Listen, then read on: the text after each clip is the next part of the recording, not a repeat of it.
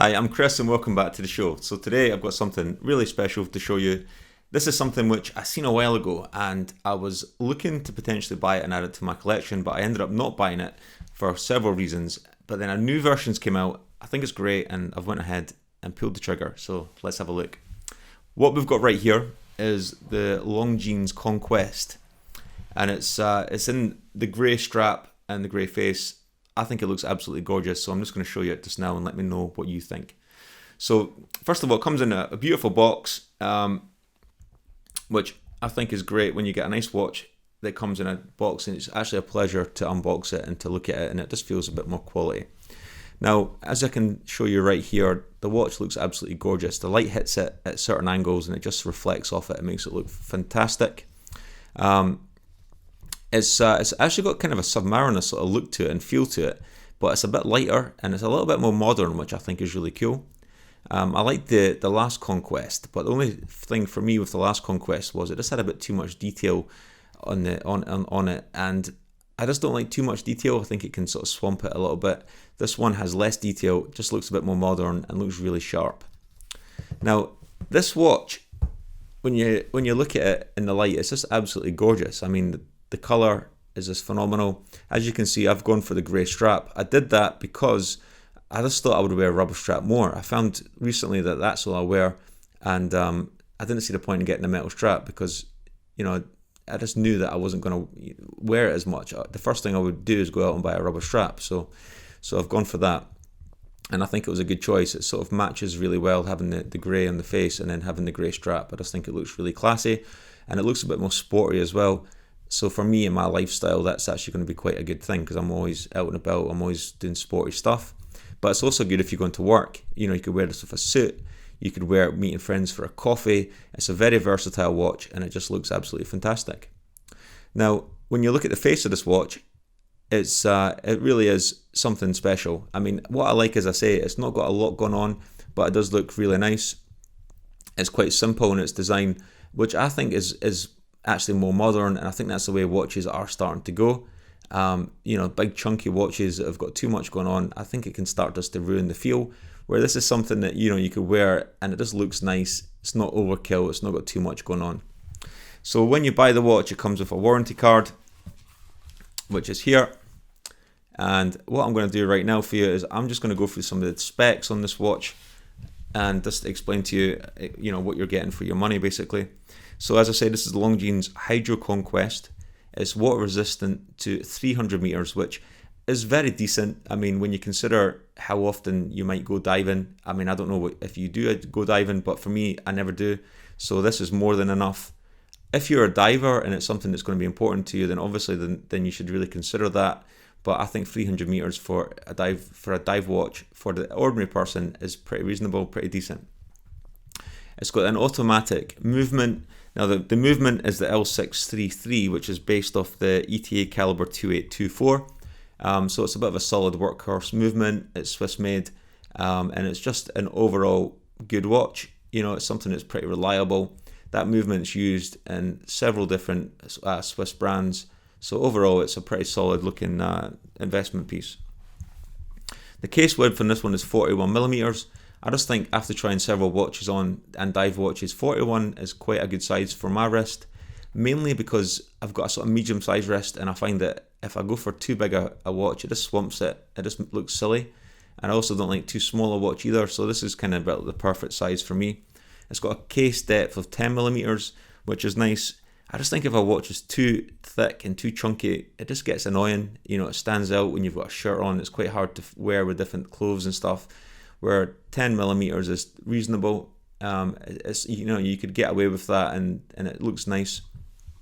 It's grey and silver, as I said, and it's got the day-date function on it. So overall, it's a really nice watch.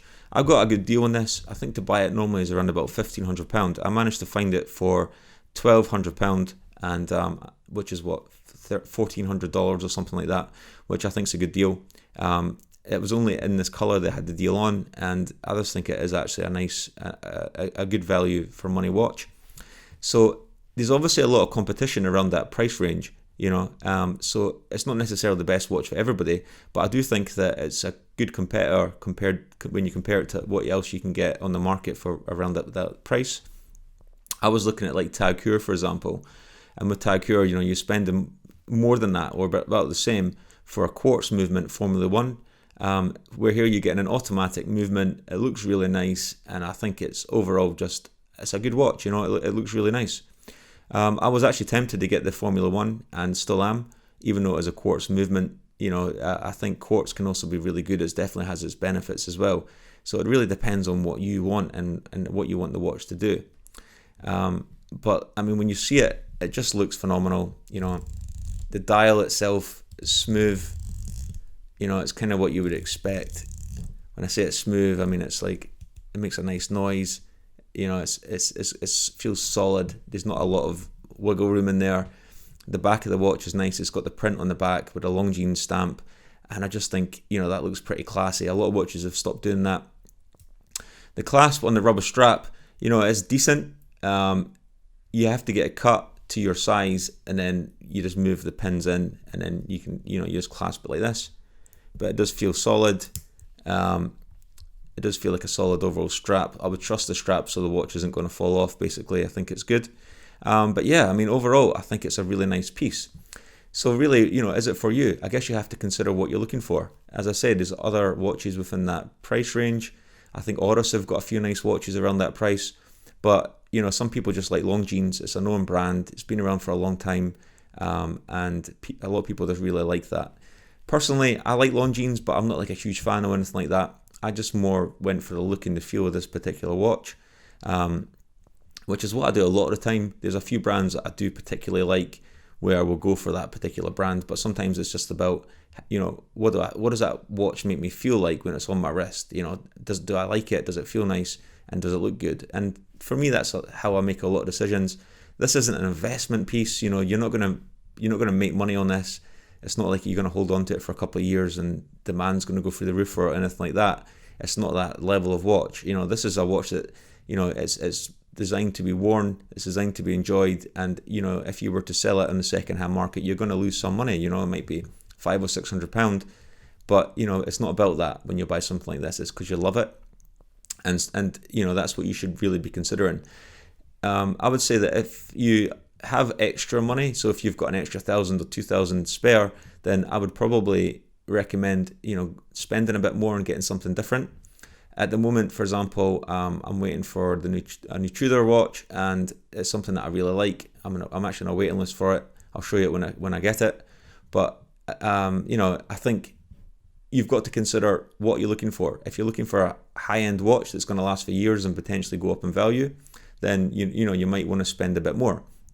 If you're looking for a watch that looks really classy, looks really sleek, it's going to impress people, it's going to just give you a nice vibe and make you feel good, this could be the watch for you. I think it could do that. I can't guarantee that. It depends on your own personal preference, but I think it has the potential to achieve that because you're getting an automatic movement. It's a Swiss-made brand, and it feels solid, and it just looks absolutely amazing.